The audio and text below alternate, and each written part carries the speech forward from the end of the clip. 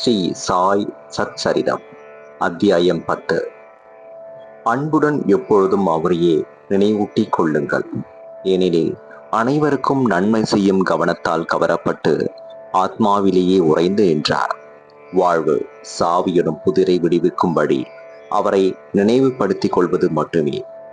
சாதனைகளிலே இதுதான் மிக மிக எளியதும் சிறந்ததுமான சாதனையாகும். ஏனெனில் அது எவ்வித செலவையும் உள்ளடக்காதது. இங்கே ஒரு சிறு முயற்சி பெறும் பரிசுகளை கொணர்கிறது. நமது புலன்கள் எல்லாம் நல்ல முறையில் இருந்தோறும் நிமிடத்திற்கு நிமிடம் இந்த சாதனையை பழக வேண்டும். மற்ற எல்லா தேவைகளும் வெற்று தோற்றமே. குருவே ஒரு கடவுள்.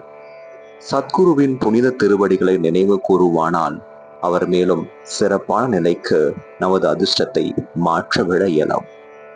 அவருக்கு சிறப்பாக சேவை செய்வோமானால் நாம் நமது சம்சாரத்தினின்று விடுபடுகிறோம். நியாயம், மேமிசம் போன்ற தத்துவங்களை நாம் பயிர தேவையில்லை.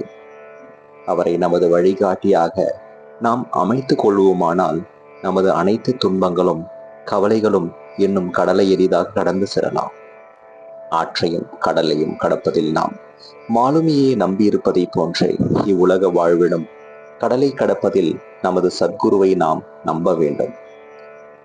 தமது அடியவர்களின் தீவிரமான உணர்வையும் பக்தியையும் அவர் நோக்கி ஞானத்தையும் சாஸ்வதமான கழிபேரோகியும் அவர்களுக்கு உரிதாக்குகிறார். கடந்த அத்தியாயத்தில் பாபாவின் பிச்சையை பற்றியும் பக்தர்களின் அனுபவங்களை பற்றியும் மற்ற விஷயங்களை பற்றியும் கூறப்பட்டது. பாபா எவ்வாறு வாழ்ந்தார், எவ்வாறு தூங்கினார், எவ்வாறு கற்பித்தார் என்று வாசகர்கள் தற்போது கேட்பீர்களாக. பாபாவின் அற்புதமான படுக்கும் பலகை. பாபா எங்கு எவ்வாறு தூங்கினார் என்பதை காண்போம். 4 முழம் நீளமும் 1 முழம் அகலமும் உள்ள பலகையை பாபா படுத்து உறங்குவதற்காக நானா சாஹேப் டேங்களை கொணர்ந்தார். அதனை தரையில் போட்டு அதன் மீது உறங்குவதற்கு பதிலாக மசூதியின் உத்தரங்களில் இற்றுப்போன கந்தல் துணிகளால் அதை ஒரு ஊஞ்சல் போல் கட்டி அதன் மீது படுத்துறங்க ஆரம்பித்தார். எப்படி பாபாவின் உடலை அது தாங்குகிறது என்பது ஒரு புறம் இருக்க, தனியாக படுக்கையை தாங்குவது பிரச்சனையுள்ளாக உள்ள அளவுக்கு மெல்லியதாகவும் இற்றுப்போயும் அக்கந்தல் துணி இருந்தது. ஆனால் எவ்விதமாகவோ பாபாவின் லீலையால் மட்டுமே அக்கந்தல் துணி பாபாவின் கனத்துடனும் பலகையும் தாங்கவே செய்தது. பலகையின் 4 மூலைகளிலும் மூளைக்கொரு மண் விளக்கு வீதம் ஏற்றி இரவு முழுவதும் எரிந்து கொண்டிருக்கும்படியாக வைப்பார். இப்பலகையின் மீது பாபா அமர்ந்து கொண்டிருப்பதையோ துயின்று கொண்டிருப்பதையோ கண்ணுறும் தரிசனமானது தேவர்களுக்கும் கிடைப்பதற்கு அரியதொன்றாகும். அதில் பாபா எங்கனம் ஏறி இறங்கினார் என்பது அனைவருக்கும் வியப்பை விளைவிப்பதாக இருந்தது. இதனை அறியும் ஆர்வத்துடன் பாபா ஏறுவதையும் இறங்குவதையும் காண்பதற்காக பல கவனமுள்ள பார்வையாளர்கள் பார்த்து கொண்டிருந்த போதிலும் ஒருவரும் அதனை காண்பதில் வெற்றி பெறவில்லை. இவ்விசித்திரமான அருஞ்செயலை நுண்கி காண்பதற்காக கூட்டம் அதிகரிக்கவே ஒரு நாள் பாபா பலகையை துண்டு துண்டாக உடைத்து எறிந்து விட்டார். 8 விதமான மகா சித்திகளும் பாபாவின் ஆணையில் இருந்தன. அவர் அவைகளை ஒருபோதும் பயிற்சிக்கவோ அவைகளுக்காக இயங்கவோ இல்லை. அவைகள் பாபாவின் முழுமையினால் தாமாகவே அவரை வந்தெய்தின. பிரம்மத்தின் உருவ வெளிப்பாடு. 5 அடி 3 அங்குல உயரமுள்ள மனிதை போல் பாபா தோற்றமளித்தாலும் அனைவரின் இதயத்திலும் அவர் வாழ்வார். அந்தரங்கமாக அவர் பந்தமற்றவராகவும் அக்கறையற்றவராகவும் இருந்தாலும் பகிரங்கத்தில் பொதுமக்களின் நலத்தை விரும்பினார். அகத்திலே மிகவும் ஆர்வமற்றவராக இருப்பினும் புறத்தில் தமது பக்தர்களுக்காக ஆசைகள் நிரம்ப பெற்றவராக இருந்தார். உள்ளே சாந்தத்தின் இருப்பிடமாக அவர் இருப்பினும் வெளியில் இருப்பு கொள்ளாதவராய் இருந்தார். அந்தரங்கமாய் பிரம்மானந்த நிலையை ஏதியவராய் இருந்தார். பகிரங்கமாய் பிசாசை போன்று நடந்து கொண்டார். அந்தரங்கமாய் அவர் அத்வைத்தை விரும்பினார். பகிரங்கமாய் உலகத்தோடு கட்டுப்பட்டவராய் இருந்தார். சில நேரங்களில் அனைவரையும் பாசம் ததும்ப நோக்கினார். சில சந்தர்ப்பங்களில் அவர்கள் மீது கற்களை விட்டெறிந்தார். சில சமயம் அவர்களை கடிந்து கொண்டார். சில சந்தர்ப்பங்களில் அவர்களை அன்புடன் அரவணைத்தார். அமைதியாகவும் பதற்றமற்றவராகவும் பொறுமை உள்ளவராகவும் நல்ல சமநிலை உள்ளவராகவும் இருந்தார். ஆத்மாவிலேயே உறைந்து அதனாலேயே கவரப்பட்டு அதன் பயமாக ஆனார். தமது பக்தர்களுக்காக செய்ய வேண்டியவற்றை நன்கு செய்து முடித்தார். எப்பொழுதும் அவர் ஒரே ஆசனத்தில் அமர்ந்திருந்தார். ஒருபோதும் பிரயாணம் செய்யவில்லை. அவரது தண்டம் சந்நியாசிகள் துறவின் அடையாளமாக தங்குடன் வைத்திருக்க வேண்டிய நீளமான மூங்கில் கோல் சிறு குச்சியாகும்.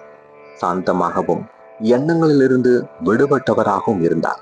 செல்வத்தையும் புகழையும் அவர் லட்சியம் செய்யாது பிச்சை எடுத்தே வாழ்ந்தார். இத்தகைய வாழ்க்கையை அவர் நடத்தினார். அல்லாஹ் மாலிக், இறைவனே எஜமான் என்று அவர் எப்பொழுதும் சொல்லிக் கொண்டிருந்தார். அடியர்களிடம் அவர் கொண்டிருந்த அன்பு ஏராளமானதாகவும் தடையற்றதாகவும் ஆத்ம ஞான சுரங்கமாகவும் பரமானந்தம் முழுமையும் நிரம்ப பெற்றவராகவும் இருந்தார். சாய்பாபாவின் தெய்வீக ரூபம் இத்தகையது. அத்தகைய எல்லையற்ற முடிவற்ற பாகுபாடற்ற புல் பூண்டிலிருந்து பிரம்மா வரையுள்ள பிரம்மன் மனத்தையும் அரைவணைக்கும் ஏக தத்துவமே சாய்பாபாவாக அவதரித்தது. உண்மையில் தகமையும் நல்ல அதிர்ஷ்டமும் பெற்ற மக்கள் சாய்பாபா என்ற பொக்கிஷ புதையலை பெற்றனர். உண்மையான மதிப்பை அறியாதவர்கள் அவரை ஒரு மனிதனாக சாதாரண மானிட பிறவியாக கருதுகிறார்கள். அவர்கள் உண்மையிலேயே பரிதாபத்துக்கு உரியவர்கள் ஆகிறார்கள். பாபாவின் ஷிரடி வாசமும் பிறந்த ஆண்டு பற்றிய அனுமானமும். சாய்பாபாவின் சரியான பிறந்த நாளையும் அவரது பெற்றோரையும் ஒருவரும் அறியார்கள். அவரது ஷிரடி வாசத்தில் இருந்தவரை ஏறக்குறைய தீர்மானிக்கலாம். அவர் 16 வயது பாலகனாக இருக்கும்போது முதலில் ஷிரடிக்கு வந்தார். 3 ஆண்டுகள் அங்கு தங்கியிருந்தார். பின்னர் திடீரென்று சில காலம் மறைந்து விட்டார். சிறிது காலத்துக்கு பின் நைஜாம் அவுரங்காபாத்துக்கு அருகில் 20 வயது நிரம்பி இருக்கும் போது தோன்றினார். மீண்டும் ஷிரடிக்கு சாந்தாபாடலின் கல்யாண கோஷ்டியுடன் திரும்பினார். பின்னர் தொடர்ந்து 60 ஆண்டுகள் அவர் ஷிரடியில் வாழ்ந்தார். அதற்கு பின்னர் 1918ஆம் ஆண்டில் மகா சமாதி அடைந்தார். இதிலிருந்து பாபாவின் பிறந்த வருடம் ஏறக்குறைய 1838 இருக்கலாம் என்று கூற இயலும். பாபா மேற்கொண்ட பணியும் உபதேசமும். முனிவர் ராமதாஸ் 17ஆம் நூற்றாண்டில் செழுத்தோங்கி விளங்கினார்.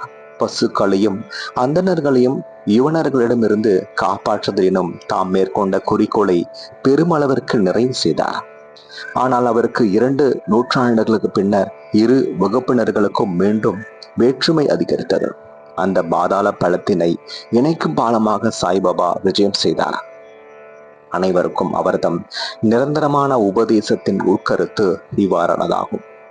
ராமரும் ரஹீமும் ஒன்றே ஒன்றுதான் என்றும் அவர்களுக்குள் எல்லளவும் வேற்றுமை இல்லை.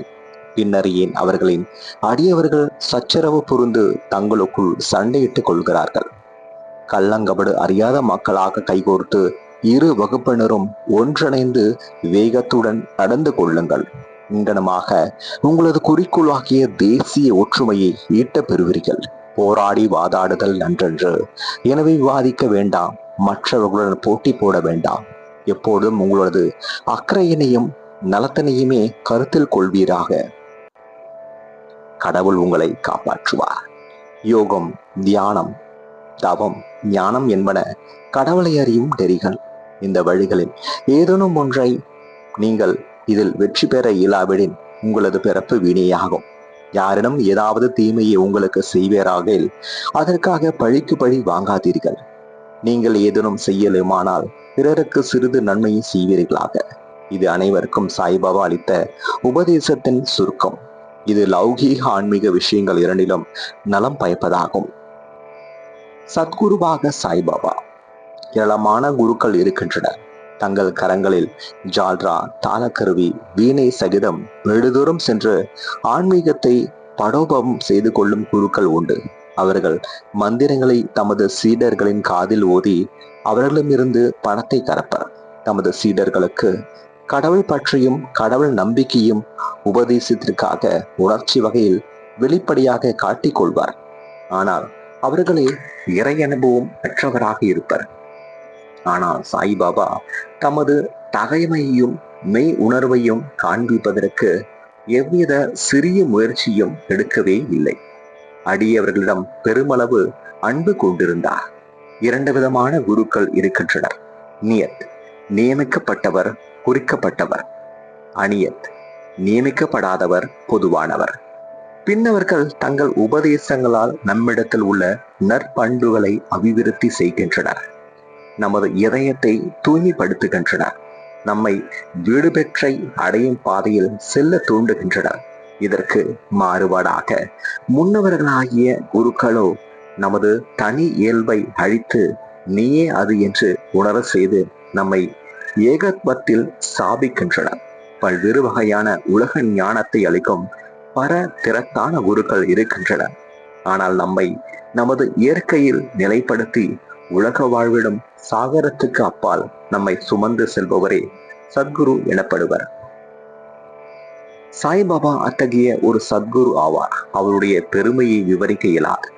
யாரிடம் பாபாவின் தரிசனத்தை பெற சென்றால் கேட்கப்படாமலேயே அவரது கடந்த கால, நிகழ்கால, எதிர்காலங்களில் ஒவ்வொரு விவரத்தையும் உரைப்பார். எல்லா ஜீவராசிகளிடமும் அவர் தெய்வீகத்தை கண்டார். நண்பர்களும் பகைவர்களும் அவருக்கு ஒன்றே.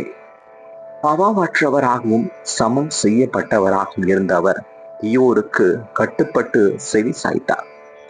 சுப சித்தலும் எதிரடியான சூழ்நிலையிலும் அவர் ஒரே மாதிரியாக இருந்தார். எப்பொழுதும் எவ்வித ஐயமும் அவரை தீண்டவில்லை. இவ்வுடம்பில் அவர் இயங்கினாரினும் எல்லளவும் தமது உடம்பிலோ வீட்டிலேயோ பற்றற்றவராக இருந்தார். உடலுறவு கொண்டு அவர் தோற்றமளித்தாலும் உண்மையில் அருவமானவர், அதாவது இந்த வாழ்க்கையிலிருந்தே விடுதலையானவர். அத்தகைய சாயை தங்கள் கடவுளாக வழிபட்ட ஷீர்டி மக்கள் ஆசீர்வதிக்கப்பட்டவர்கள். அவர்கள் உண்ணும் போதும் அருந்தும் போதும் பழக்கடையிலும் வயலிலும் மற்ற பிற இல்லற தர்மங்களை செய்யும் போதும் சாயை நினைவு கூர்ந்தார்கள். அவர்தம் புகழை பாடினார்கள். சாயை தவிர பிறிதொரு கடவுளை அவர்களுக்கு தெரியாது. ஷீரடியில் வசித்த பெண்களின் அன்பின் இனிமையை எங்கனும் விவரிக்க முடியும். அறியாதவர்களாக இருப்பினும் அவர்களின் தூய அன்பு எளிய கிராமிய மொழியின் பாபாவின் புகழை கவிதையாகவும் தெம்மாங்கு பாடலாகவும் பாட உணர்வு உடையது. எழுத்தறிவு அவர்களிடம் இல்லையாயினும் உண்மை கவித்துவத்தை அவர்களின் எளிமையான பாடல்களை தெளிவாக உணர முடியும். படிப்பறிவு அன்று ஆழ்ந்த அன்பே அத்தகைய பொருள் செறிந்த பாடல்களை வெளிக்கொணர்ந்தது. அப்பாடல்கள் ஆழ்ந்த அன்பின் வெளிப்பாடே என்றும் சற்றே அறிவு கூர்மை உள்ள ஆர்வலரால் அவற்றை உணர்ந்து இன்புற முடியும். இந்த கிராமிய பாடல்களை சேகரித்து தொகுப்பது மிகவும் அவசியமான ஒன்று. பாபாவின் விருப்பத்தால் அதிர்ஷ்டமுடைய பக்தர் எவரேனும் இப்பணியை மேற்கொண்டு சாய்லீலா சஞ்சிகையோ அல்லது தனி புத்தகமாகவோ பிரசுரிக்கலாம். பாபாவின் பணி உடைமை.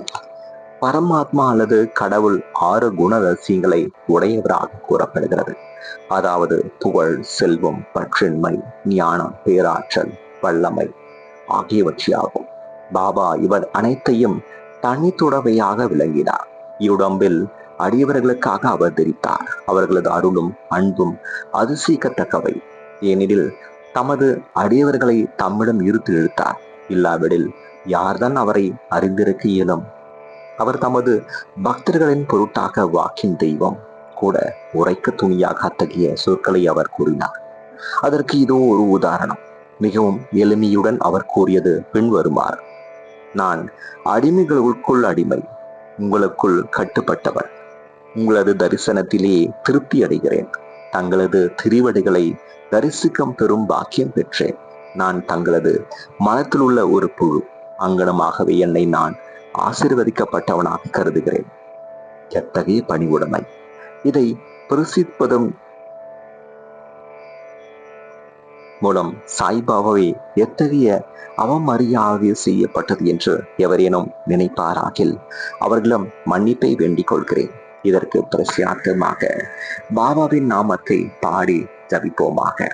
பாபா வெளிப்படையாக உணர்ச்சி நுகர்குற்று வரும் பொருட்களால் மகிழ்பவர் போல் தோன்றினாலும் அவருக்கு அவைகளின் எல்லளவும் தனிச்சுவை திறமோ அவைகளை மகிழ்ந்து அனுபவிக்கும் பிராஞ்சியோ இருந்ததில்லை.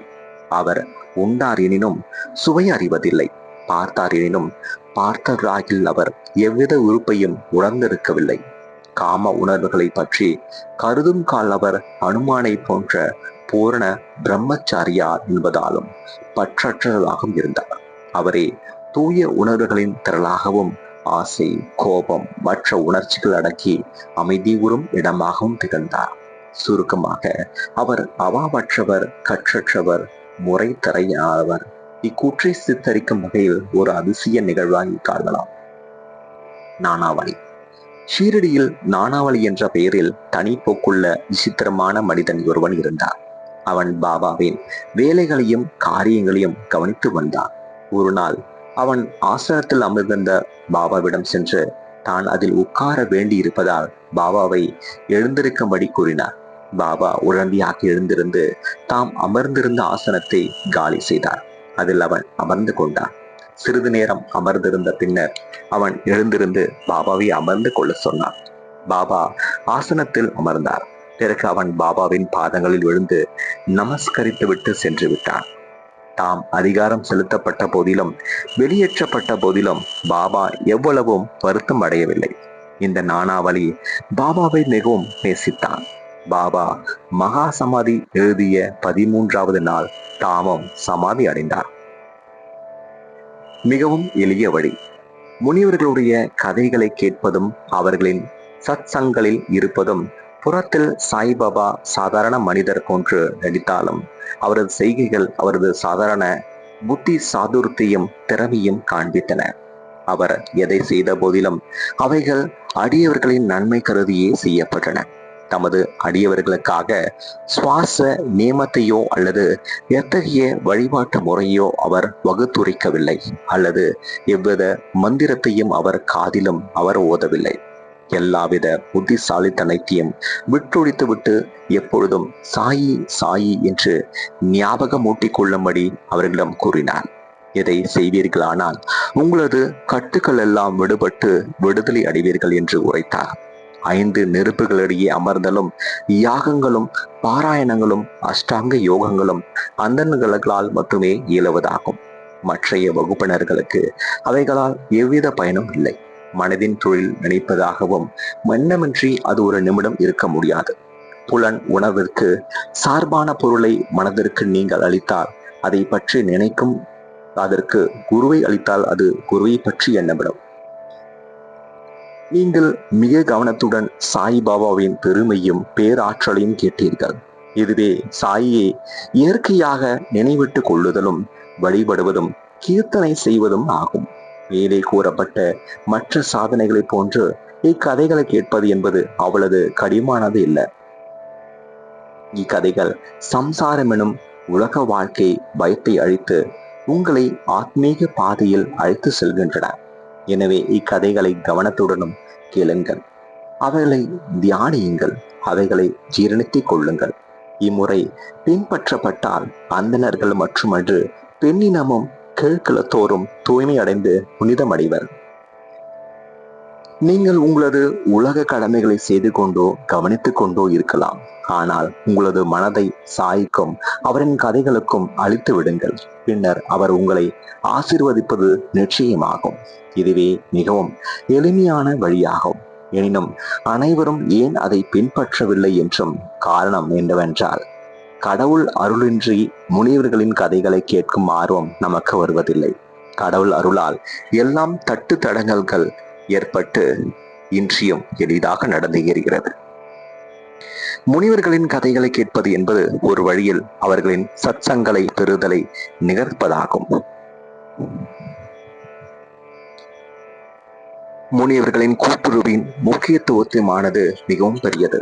நமது உடல் உணர்வையும் அகங்காரத்தையும் அகற்றி பிறப்பு இறப்பு எனும் சங்கிலி தொடர்ச்சியை அறிவே அளிக்கிறது. இதய முடிச்சுகள் எல்லாம் துண்டாக அறுத்துவிட்டு தூய உணர்வான கடவுளத்திலேயே நம்மை அழைத்து செல்கிறது. புலன் உணர்வு விஷயங்களை பற்றி நமது அவாவின்மையை நிச்சயம் அதிகரித்து இன்ப துன்பங்களை நாம் முழுவதும் லட்சியம் செய்யாதவராக்கி ஆத்மீக பாதையில் மென்மேலும் நம்மை அழைத்து செல்கிறது. நாமஸ்மரணம், வழிபாடு அல்லது பக்தி போன்ற சாதனைகளை உங்களிடம் இல்லையாயினும் ஞானிகளிடம் உங்கள் முழு இதயத்தையும் சரணாகதி விழியாக்கில் இவ்வுலக வாழ்விடும் பெருங்கடலுக்கு அப்பால் அவர்கள் நம்மை பத்திரமாக இட்டு செல்வார்கள். இக்காரணத்துக்காகவே முனிவர்கள் உலகில் அவதரிக்கிறார்கள். உலகத்தின் பாவங்களை அழித்து செல்லும் கங்கை, கோதாவரி, கிருஷ்ணா, காவிரி முதலிய புனித ஆறுகள் கூட முனிவர்கள் ஸ்தானத்திற்காக தங்களிடம் வர வேண்டும் என்றும் தங்களை புனிதப்படுத்த வேண்டும் என்றும் விரும்புகின்றன. முனிவரின் பேராற்றல் அத்தகையது. முந்தைய பிறவிகளில் நாம் செய்த நற்கருமங்களின் சேமிப்பு குவியல்களால் நாம் சாய்பாபாவினுடைய திருவடிகளை அடைய பெற்றோம். சாய்பாபாவின் ரூப தியானத்துடன் இந்த அத்தியாயத்தை நாம் முடிக்கிறோம். அத்தகைய சுந்தரமான அழகு படைத்த சாயி மசூதியின் விளிம்பில் நின்று கொண்டு ஒளியை ஒவ்வொரு பக்தருக்கும் அவரவர் நன்மையை கருத்தில் கொண்டு விநியோகித்துக் கொண்டிருக்கிறார். இவ்வுலக வெறுமையை கருதி பரமானந்தத்திலேயே எப்பொழுதும் திளைத்து கொண்டிருக்கும் அவர் முன்னால் விழுந்து வணங்குவோம். ஸ்ரீ சாயை பணிக. அனைவருக்கும் சாந்தி நிலவட்டும்.